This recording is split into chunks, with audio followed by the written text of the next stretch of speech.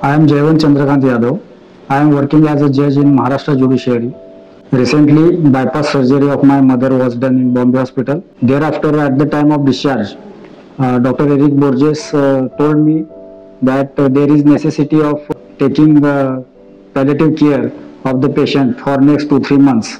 जेव्हा आम्ही सुकून निलया सेंटरमध्ये आलो तेव्हा प्रिमायसेस बघून जे गर्द झाडीनं भरलेलं प्रिमायसेस आहे इथं दाखल असलेले पेशंट बघितले तेव्हा सुरुवातीलाच वाटलं की आईची ट्रीटमेंट जी तिला डिस्चार्ज दिल्यानंतर जी आवश्यक आहे ती इथं चांगल्या प्रकारे मिळेल. मी जज म्हणून काम करत असल्यामुळे आईला जास्त वेळ देऊ शकत नव्हतो.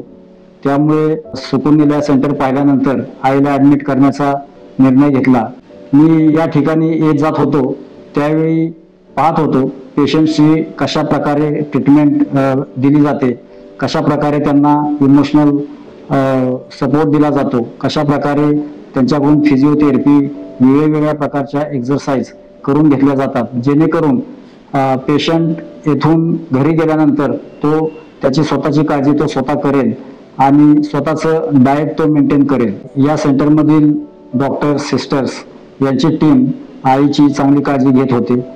आई या सेंटरमध्ये राहत असताना आईसोबत तिची काळजी घेण्यासाठी माझी बहीण अर्चना आणि माधवी या दोघी अधूनमधून थांबत होत्या. आम्ही या संस्थेत आल्यानंतर माझ्या आईसाठी जे नर्सिंगसाठी जे काही मला किंवा आमच्या घरातल्यांना शिकवलं की कशी तिची केअर घ्यायची, तिचं ड्रेसिंग ते कसं करायचं, तिच्याकडून जे त्यांनी व्यायाम सांगितले ते करून घ्यायचे, ते कसे करून घ्यायचे ते आम्ही इथे येऊन शिकलो.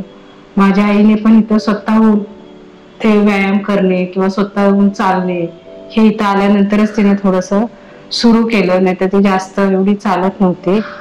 आणि इथं आल्यानंतर जे सकाळ संध्याकाळ जे गार्डन मध्ये फिरायला नेणे, एकत्र सगळ्यांना तिथे बसवणे, तिथे इतर ऍक्टिव्हिटीज घेणे किंवा इतर प्रत्येकाचे अनुभव शेअर करणे, यामुळे सुद्धा खूप फरक पडला तिच्यामध्ये.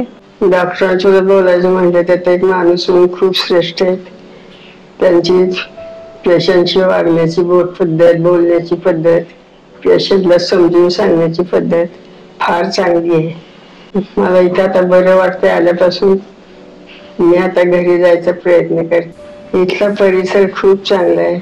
इथली झाडी, गार्डन, चांगलं फिरण्यासारखं ठिकाण आहे तिथली. बाकी तब्येत एकदम व्यवस्थित आहे. मला तर बरं वाटतंय. मी आता घरी चालली आहे. I will appeal to everyone, institutes, NGOs to come forward and contribute in this great work.